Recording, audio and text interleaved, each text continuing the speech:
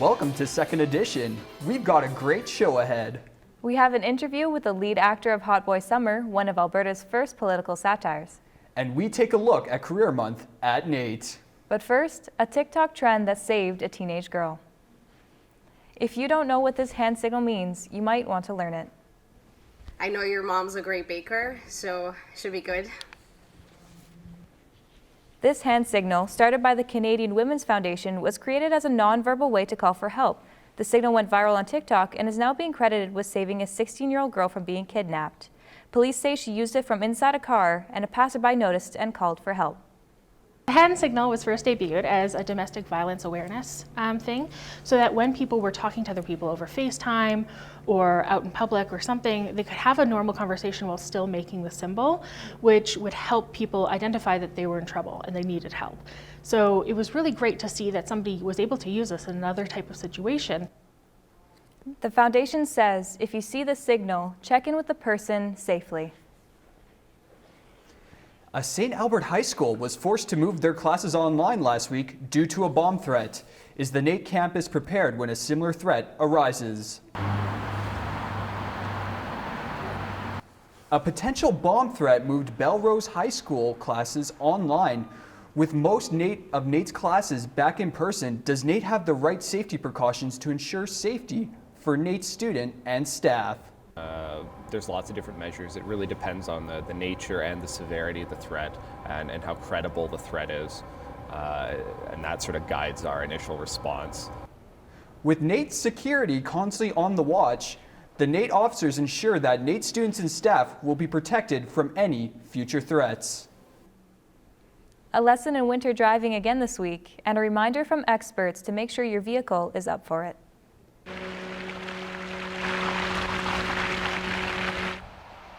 As the temperature drops and snow flies, experts say it's time to make sure your vehicle is winter ready. They say a good place to start is getting your winter tires on as soon as possible. I use winter tires on my vehicle and the vehicle that my family is primarily in because it just is a large difference in how a vehicle has traction. And that's even on a vehicle with all-wheel drive. Switching out to winter tires is gonna change the way the vehicle performs in the winter and its capability to stay on the road. Growleyler also recommends making sure your vehicle is warmed before driving it and to consistently check your tire pressure and windshield wipers. Farm Fair International is finally back in person with COVID-19 cases still on the rise. Did Farm Fair take the proper precautions? What an exciting contest it was to kickstart Farm Fair International. Many families and friends are reunited after 2 years since the beginning of the pandemic. The event is not the same as it was in previous years. Farm Fair still took place this year, but with some new changes. We do have, everyone has to be vaccinated or show proof of a negative COVID result. So we're keeping things as safe as we can with masks, sanitizer, social distancing, all of those things. With some of the COVID restrictions still in place, that did not stop any of these farmers from showing off their prized cattle. Next up, Alberta's summer reopening has dramatized by Grindstone Theatre in one of Alberta's first political satires. Second Edition's Noah Reshog has more on this with an exclusive interview with the show's lead actor, Donovan Workun. So here we are on the faculty St. John, where I'm here with Donovan Workun, the star. And are you a producer on the No, faculty? not at all, no. And I wouldn't even say I'm the star. I'm just the lead character. There's a pretty amazing cast of actors in this that, and I dare say that the music and the story is the real big star of the show. It's an amazing musical, all original songs that will have the audience tapping their toes, and every night they've been singing along. They leave the auditorium here singing. So how did this idea come into fruition? Well, oddly enough, I guess when Jason Kenney got first elected to premier, somebody had said, "Hey, you kind of look like Jason Kenney," and I was like, "Oh my gosh, I think you're kind of right." So would you want to tell me a little bit about, I guess... The secrets? No. The secrets. The secret. You want to spoil the ending? Yes, yeah. So, did you ever, when you initially picked up, the role as Jason Kenney, expect it to evolve into something like this? Yeah, wow. Well, it was crazy. So, Byron called me and he said, "Hey, do you want to do this?" And I was like, yes, I'll give it a shot. So then they brought me into the grindstone, and Simon was there playing piano, and then they just put me through some paces to see if I had any inkling of musical talent. What can people who come to see this show expect to get out of this experience, this hot boy summer? Yeah, well, they're going to get a hot boy summer, that's for sure. I think what they're going to expect is like 90 minutes of just the most amazing songs, clever, brilliant acting and singing, and I think they're going to go away with a little bit of fun. No secret, but Jason Kenney's the hero of this musical. So Rachel Notley is the villain. And do you know if anybody in government will be in attendance? Oh boy, I am sworn to secrecy. We've reached out to both the leader of the UCP and the leader of the opposition, Rachel Notley. I hope Jason Kenney shows up. I don't think he will, but I really wish he would, because he's the hero of this story. I want to thank you, first of all, for putting together what is hopefully to be an amazing show. And I want to thank you for inviting me here today to speak to you. Thank you very much, Noah. It was a pleasure meeting you, and I hope things go well for you at NAIT. Thank you very much. Edmonton's Prairie Sky Gondola has entered its next phase of development, and many people don't know that we are getting a gondola. Second Edition's Julian Schulthaus interviewed the manager of project development at Prairie Sky Gondola. Thank you. My name is Julian Schulthaus, and with me I have Claire McDonald. She is the manager of project development at Prairie Sky Gondola. And yeah, hi, how are you doing today? Hello, very well, thank you. Could you briefly describe what the project is? The Prairie Sky Gondola is a 2.5 kilometer ropeway route that will be going from Old Strathcona all the way to downtown. We will have 5 stations. There's going to be one in Old Strathcona, the intersection of 104th Street and White Ave, one at End of Steel Park, at the power plant in Artona, and all the way downtown next to the Hotel MacDonald. How are people going to access it? Any nearby parking? Is there any partnerships with ETS involved? We have stations so people can come through the system, through their stations. They can bring their bike. There'll be a dropping off system where people can just be dropped off through their cars. But we won't have parking at the stations because the point is to connect with the ETS system. People that have an ARC pass will be able to just tap in, tap off, add-ons and everything to be able to easily use a gondola system. Has the recent feasibility study shown positive results for the project? Yes, a Steer Group, which is a world-renowned consultant, reviewed our business case, our revenue models, our ridership projections, and we just received confirmation that we do have a business case, that this is a viable project, and we can have 1.7 million passengers over the years. When does the building start, and when is it expected to be finished by? We're hoping to start the building in the construction phase in 2023 and to be able to welcome riders in 2025. But as we all know, the regulatory process can sometimes slow things down, but we sure hope to be able to do this slowly and surely. Could you briefly describe the Indigenous engagement aspect to the project? Truth and reconciliation is very important for Prairie Sky Gondola. We know that this has been a gathering place for millennia, for Indigenous people. And as such, we want to be able to engage with the Papaschets, with Enoch, with a number of other Indigenous groups and people that live in Edmonton of Indigenous descent to hear what they want for this area and how they can support the project. Is it planned for the gondola to be heated in the winter? Absolutely. We are a winter city after all. We will have heated seats, even air conditioning in every cabin.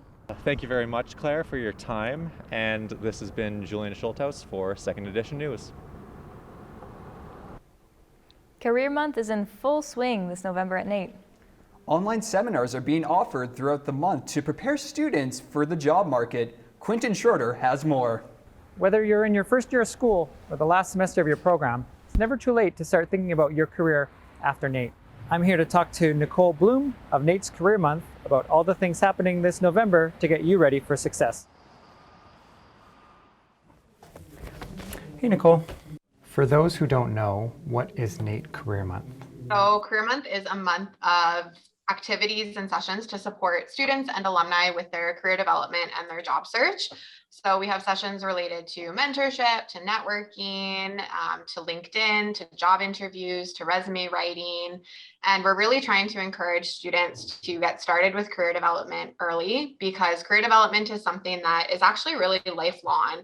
Now that students are mostly going online, how is that going to affect jobs in the future? What industries will be in demand? Certain industries that right now are thriving. I was just chatting with a recruiter the other day who said the IT market is hot. So if you're an IT student, lots of opportunity there. Why is it so important to prepare students for their careers after school? So one of the biggest pieces of feedback we hear from industry is that they want a well-rounded employee. So they don't just want the technical skills, they also want the soft skills. And the program that you're taking is absolutely equipping you with the technical skills. It's also equipping you with a ton of the soft skills as well, when you think of the communication skills, the collaboration experiences, the conflict resolution, the problem solving that you're developing through your projects and your assignments. But when students start thinking about how all of those tie into their career development, that's something that can really benefit them when it comes to writing their resume, when it comes to interviews, writing a cover letter, networking. What can a student do after Career Month? We do have appointments that are available free of charge for students. You can book in for cover letter reviews, resume reviews, mock interviews, LinkedIn reviews, job search strategy discussions, and career planning. We also do have Career Connect, which is our online job board. So again, that is free for students, and alumni have access to that indefinitely. Well, that is all I have for you. Thank you very much. From Second Edition, I'm Quentin Schroeder. It's that time of the year again when students begin to feel the November blues. Andrea Sokolowski interviewed yoga master Steve Capp, who gives us more of an insight on how to stay calm as finals approach us. It's that time of year again when students begin to feel the November blues. I got an interview with yoga master Steve Capp, who gives us more insight on how to stay calm as finals approach us. So what do you do for work?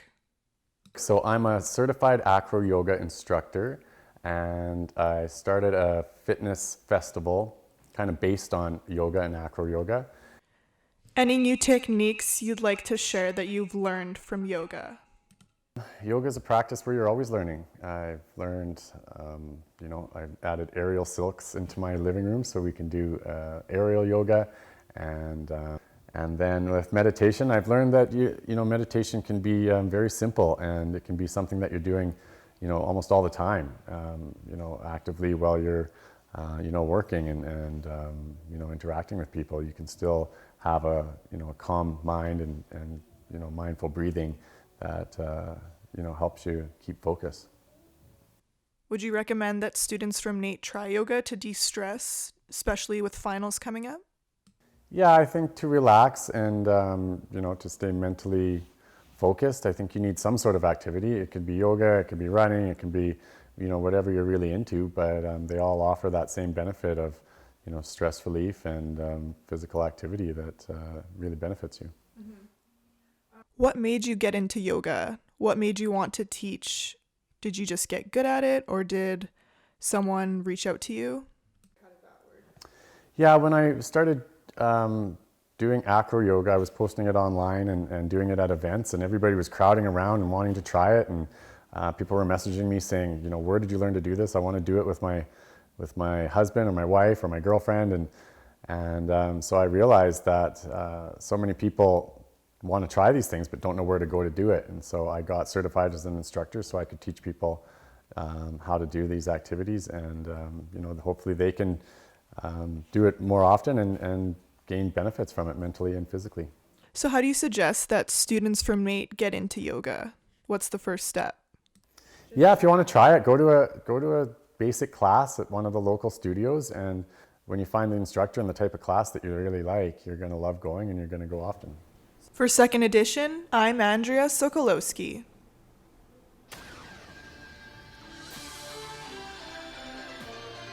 After the break, we have the All Is Bright Festival. And a look at NAIT's Anime Club.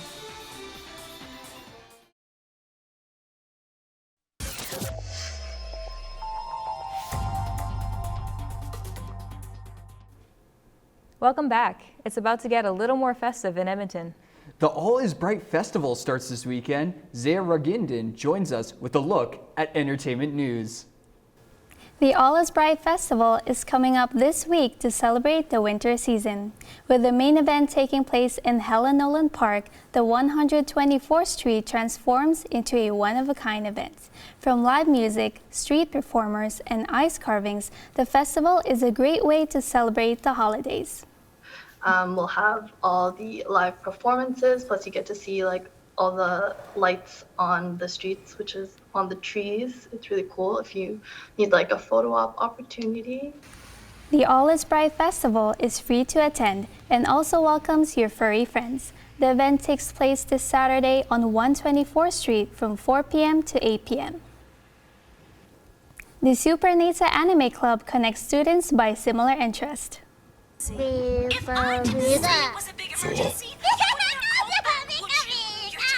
Whether if it's discovering new manga, video games, or watching anime, NAIT Snack Club is able to connect students with one another. The club is currently based on Discord since social gatherings became restricted. However, the club looks forward to being on campus when it is safe to do so. Being able to talk to people that have a similar interest, because sometimes it might be harder to make friends with similar interests. So the fact that everyone already has the shared interest in anime and video games sort of helps with making friends because you have something to discuss already. The club always welcomes new members to join at any time. They stream anime on Discord every Fridays from 4:30 to 8 p.m.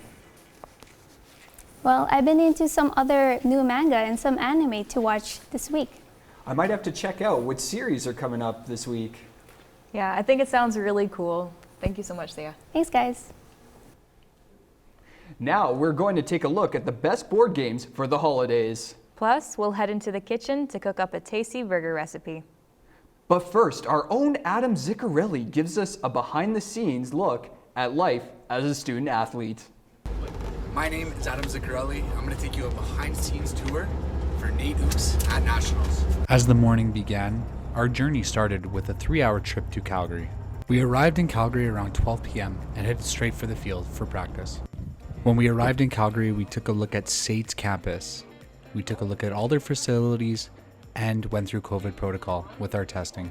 We then checked into the Delta Marriott downtown Calgary at around 5 p.m. So after practice, came to our rooms, checked into our hotel, probably gonna grab a bite to eat. We're gonna watch the Oilers game, and then we're just basically gonna get ready for our game tomorrow. After the first game, we lost 4-1 to Montmorency Nomads, which eliminated our chance at collecting gold in the tournament. One thing we as students did not do on the trip, however, was study, because at the back of our minds, winning was the only thing. Instead, we went sightseeing downtown and even found a little Japanese place that we went for food multiple times. Overall, being at Nationals was almost a breather away from school. In the second game that we played, we won 6-0 against Brandon Bobcats. They're a team out of Manitoba, and it was their first time at Nationals. In the third game that we played St. Thomas Tommies and beat them 7-3. This clinched our spot into the bronze medal game. So at the end of day 3, we won the bronze semi-final, which means tomorrow we're gonna be playing for the bronze medal.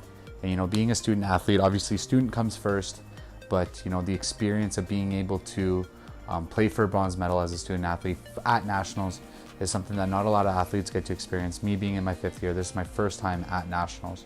Obviously getting an education is very important to me. It's important to all student athletes, but being an athlete as well, this is the benchmark of why we play collegiate sports. We want to be the best in the nation, and unfortunately we didn't get first, but we have a chance of being third. And third in the nation of over 110 schools is something to be very proud of. At the end of the weekend, not a lot of studying was done. We weren't focused on school. We were focused on getting a medal and coming back and representing the Ooks. We ended up beating the Montmorency Nomads in the bronze medal final 3-2 in extra time. This means more to us than anything in the world. Now that that goal is done, we look towards education and hoping to finish all of our successes in post-secondary school. My name is Adam Ziccarelli, and you're watching Second Edition.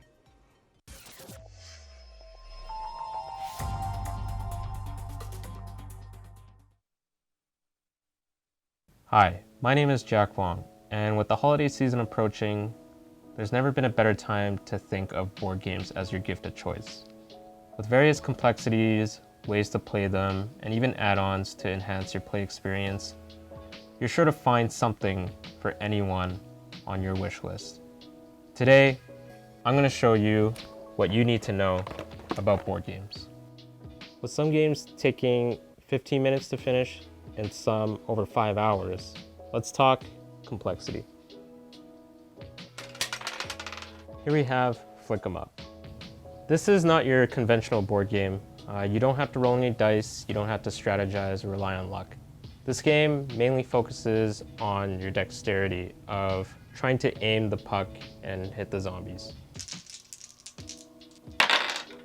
Don't like zombies? Well, here's a fantasy game called Descent, where you and up to 3 friends pick your characters and go on a quest to kill monsters. It may seem a little daunting at first. There's a website called BoardGameGeek.com that tells you how complex a game is before you buy it. It even shows you where it ranks amongst all their board games. So for example, Descent is rated overall 128. You can also find how many expansions there are for your favorite games. So if you want to continue your journey in Descent, it has you covered. Lastly here we have a board game called Spirit Island. This one here is rated 11 on Board Game Geek overall. And a reason why this game is so complex is due to the setup itself. And that's why you can buy something called inserts for your board game. So these just help organize the pieces for quick access. This box used to be empty before. Can you believe that? Next, we have sleeves for the games as well. So these are things that you can put the cards into that'll help protect it from the oils of your fingers. You can even personalize your experience by painting the miniatures that come with the board game.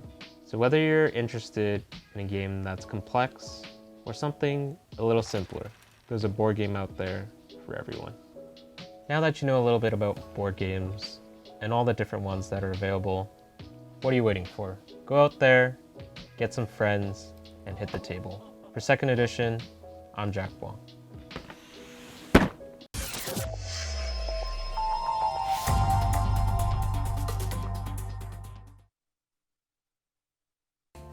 Hey, and welcome to Second Edition. I'm Corey Taylor, and today I'm going to be showing you how to make a burger.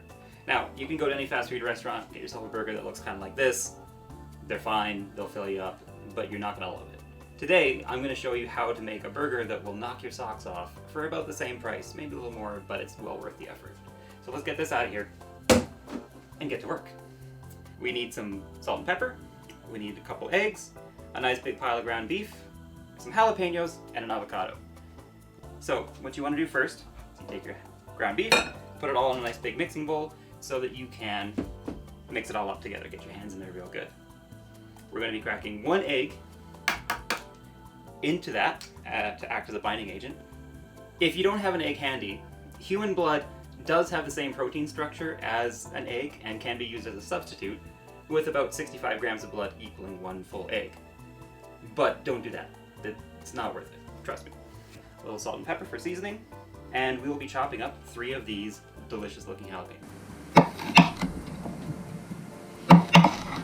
Put them in the bowl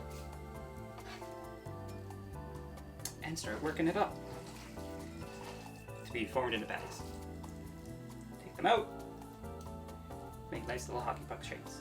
What you're going to need is a nice big frying pan, a spatula, 1 bit of cheese, and an egg per burger. Nice little patty there. Listen to that baby sizzle.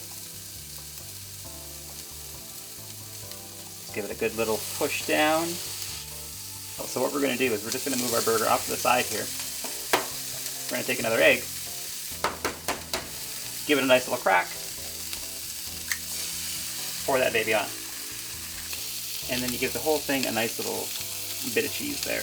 Alright, and nothing makes a burger complete without a little bit of avocado on it. First, you want to take a nice sharp knife and just break the skin, go all the way around like this. Open it up like that. You have that nice beautiful thing in there. To get the pit out, it's really easy. You just take the knife, you whack it in carefully, and then you twist it and you pull it, pulls right out. Now, you top it up and voila.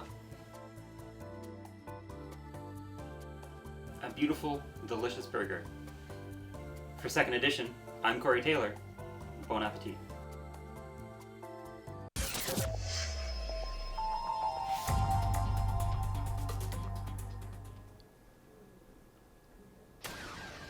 That concludes our second edition program. I'm Brandon Beauchamp. And I'm Danielle Bernard. Thanks so much for watching and join us again next time for more.